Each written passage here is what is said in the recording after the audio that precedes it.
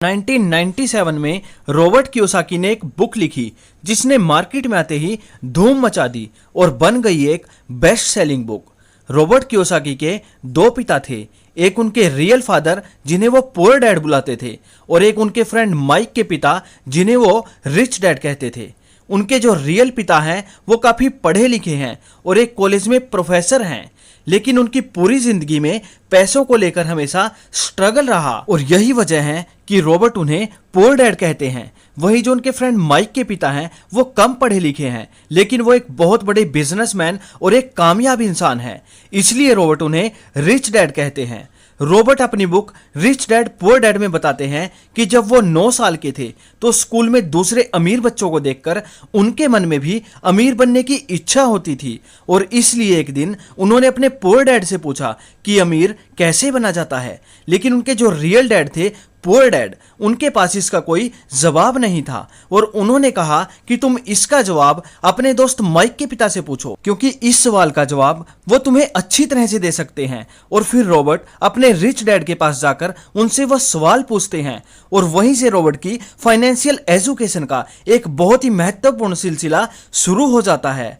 उनके rich dad उन्हें life की डिफरेंट स्टेजेस पर अमीर बनने और हमेशा अमीर बने रहने के लिए कुछ इंपॉर्टेंट लेसन्स बताते हैं और इसी के साथ इस बुक में वो कई सारी चीजें बताते हैं, जैसे कि पैसों को किस तरह से मेंटेन करना चाहिए, पैसों को काम पर कैसे लगाएं और ऐसी कौन सी गलतियां हैं जिनकी वजह से गरीब हमेशा गरीब ही रहता है। और इसके अलावा वो बताते हैं कि अगर एक गरीब इंसान भी इस बुक में बताई गई बातों को फॉलो करे तो वो जल्दी ही अमीर बन सकता है। तो अब हम बात करते हैं उन इंपॉर्टेंट लेसन्स के बारे में। लेसन नंबर 1 है, अमीर लोग कभी भी पैसों के लिए काम नहीं करते। जनरली लोग अमीर बनने के लिए बहुत ही ज़्यादा मेहनत करते हैं। उनकी कोशिश यही होती है कि उन्हें एक ऐसी नौकरी मिल जाए जिससे कि हर महीने उन्हें एक अच्छी खासी सैलरी मिलती रहे और नौकरी मिलने के बाद वो पूरी मेहनत और डेडिकेशन के साथ अपनी जॉब पर जाते हैं और इसी के साथ वो एक ऐसे ट्रैप में फंस जाते हैं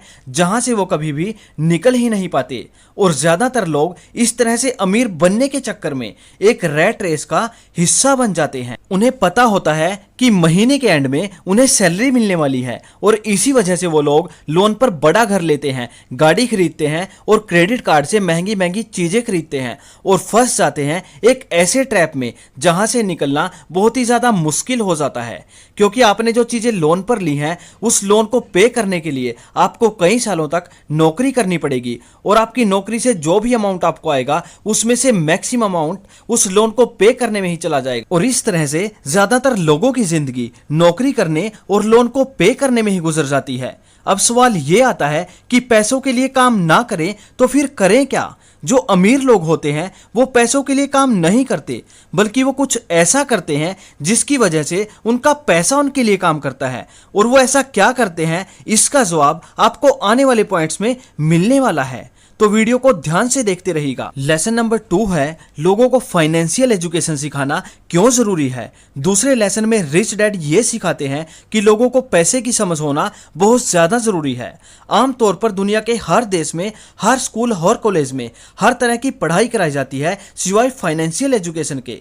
जो बात हमारी पूरी जिंदगी काम आने वाली है उसके बारे में हमें कोई नहीं बताता, और ऐसा इसलिए क्योंकि एक सिस्टम बना हुआ है कि खूब पढ़ो, अच्छे नंबर लाओ और फिर एक अच्छी नौकरी कर लो। पर सच्चाई यह है कि किसी भी तरह की जॉब आपको कभी अमीर नहीं बना सकती। मान लीजिए कि कोई भी इंसान पढ़ लिख कर डॉक्टर या इंजीनियर तो बन जाता है, लेकिन वो भी 9 to 5 की नौकरी के चक्रव्यूह में फंसा रह जाता है। और इसी 9 to 5 के चक्रव्यूह से बाहर निकालने के लिए रिच डैड ने एसेट्स और लायबिलिटी के बारे में समझाया है। एसेट्स उन चीज़ों को कहते हैं जो आपकी जेब में पैसा डालती हैं और लायबिलिटीज उन सभी चीज़ों को कहते हैं जो आपकी जेब से पैसा बाहर निकालती है। फॉर एग्जाम्पल, अगर आपने किसी घर को किराए पर दिया है तो हम उसे एसेट्स कहते हैं, क्योंकि वो घर आपकी जेब में पैसा डालता है।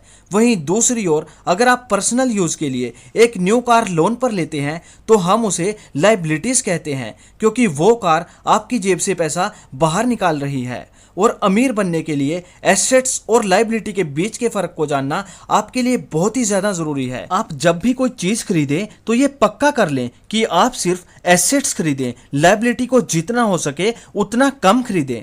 और ये सब बातें आपको दुनिया के किसी भी स्कूल में नहीं सिखाई जाती, क्योंकि वहां पर तो सिर्फ आपको ये सिखाया जाता है कि एक अच्छी जॉब आप कैसे हासिल कर सकते हो। अपने पैसे को मैनेज और ग्रो करने के बारे में आपको कभी नहीं सिखाया जाता। इसलिए फाइनेंशियल एजुकेशन को सीखना आपके लिए बहुत ही जरूरी है। लेसन नंबर 3 है अपने काम से काम रखो। इस लेसन में रिच डैड ने बताया है कि एक आम सी जॉब करने वाला इंसान कोई भी ऐसा दूसरा काम कर सकता है जो उसकी इनकम को बढ़ाए। इसके लिए ज़रूरी नहीं कि शुरुआत बड़े लेवल से ही की जाए, क्योंकि हर किसी के पास इतना पैसा नहीं होता। आप अपनी नौकरी करते हुए भी अपनी पसंद का कोई भी दूसरा काम कर सकते हो। फॉर एग्जाम्पल, अगर कोई इंसान स्कूल में टीचर है तो वो उसका प्रोफेशन है, ना कि बिजनेस। उसका अपना काम वो होगा जो वो खुद शुरू करेगा।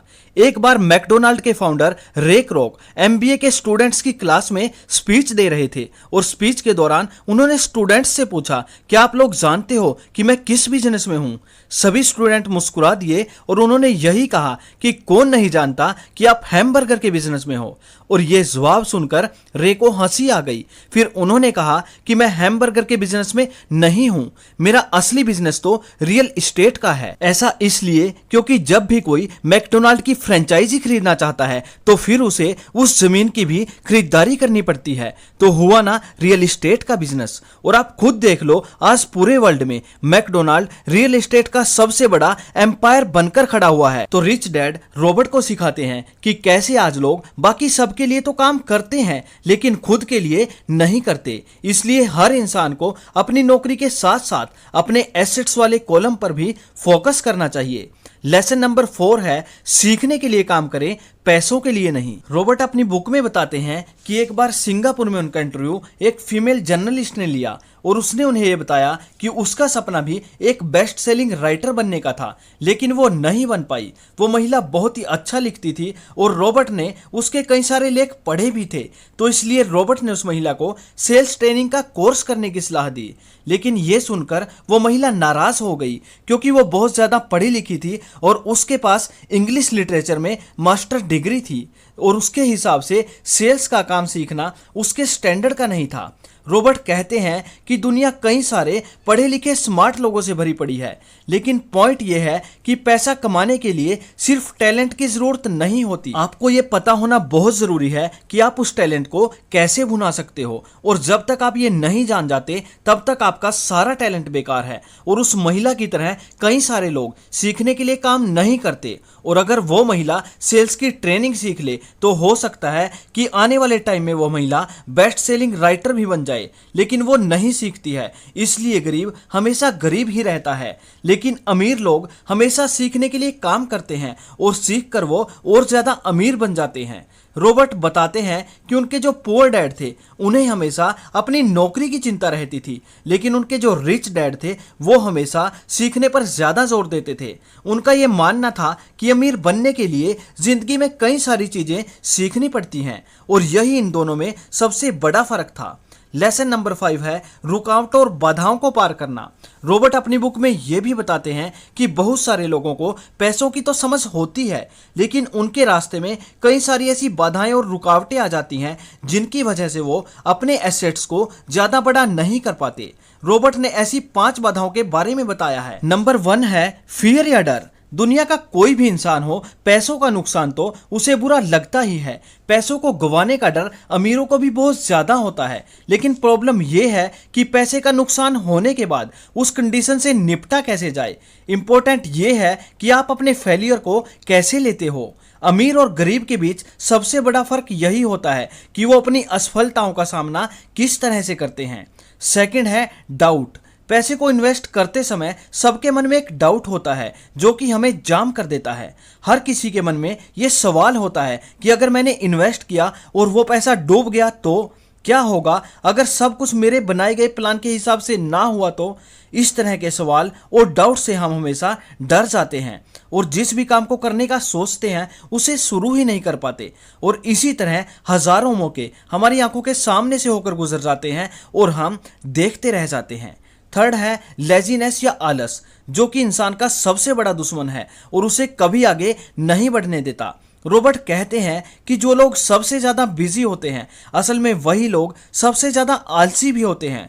जिंदगी में हर समय पैसों के लिए काम करने वाले लोगों को यह समझना चाहिए कि किसी भी चीज़ की अति गलत होती है। फोर्थ है बैड हैबिट्स। रॉबर्ट कहते हैं अगर दो लोगों में कंपैरिजन किया जाए तो उनकी आदतों में बहुत ज़्यादा फर्क होता है। साथ ही रॉबर्ट ये भी कहते हैं कि वो सबसे पहले खुद को पैसे देते हैं और इसलिए वो खुद को फाइनेंशियली और इमोशनली ज़्यादा मजबूत महसूस करते हैं। उनके कहने का मतलब ये है कि हर महीने जब आपके हाथ में पैसे आते हैं तो सबसे पहले अपनी सेविंग्स और इन्वेस्टमेंट के पैसों को अलग कर दें, उसके बाद अपने बिल्स वगैरह चुकाएं। अगर आपके मन में भी अमीर बनने की ख्वाहिश है तो ये आदत आपको डालनी ही पड़ेगी, भले ही हर महीने आपके पास पैसा कम ही क्यों ना आए। तो सबसे पहले खुद को पे करो, उसके बाद में दूसरे काम करो और इससे आपके दो फायदे होंगे। पहला तो आपका पैसा बढ़ेगा और दूसरा आपके सामने कमाई के कई सारे ऑप्शंस आएंगे और आप उनका फायदा भी उठा सकेंगे। फिफ्थ है ईगो यानी अहंकार। रिच डैड ये भी कहते हैं कि कुछ लोगों में अहंकार बहुत ही ज़्यादा होता है और वो इसका यूज़ अपनी अज्ञानता को छिपाने के लिए करते हैं। वो कहते हैं कि मुझे जो भी नॉलेज है मैं उसी की वजह से पैसे बनाने में कामयाब होता हूँ और जो चीज़ें मैं नहीं जानता उनकी वजह से मैं हमेशा अपने पैसे गंवा देता हूँ। इसलिए किसी भी चीज़ की जानकारी अगर आपको अच्छे से नहीं है तो अपनी ईगो को साइड में रखकर उस चीज़ को अच्छे से सीखें।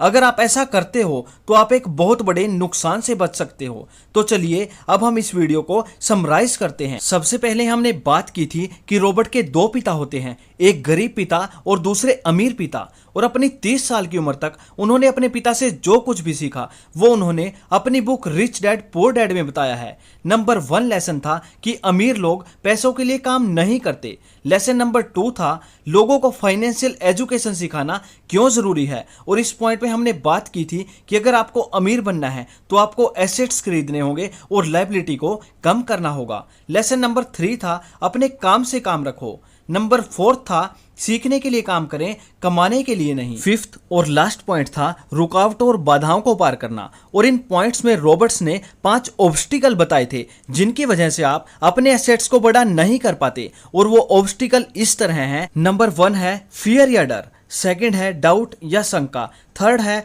लेजीनेस या आलस, फोर्थ है बैड हैबिट्स या बुरी आदतें, फिफ्थ है ईगो यानी अहंकार। और दोस्तों मैं आप सबको पर्सनली ये रिकमेंड करूंगा कि ये बुक आपको ज़रूर पढ़नी चाहिए। और अभी तक अगर आपने हमारे चैनल को सब्सक्राइब नहीं किया है तो हमारे चैनल को अभी सब्सक्राइब कर लें। वीडियो अच्छा लगा हो तो इसे लाइक और शेयर ज़रूर करें।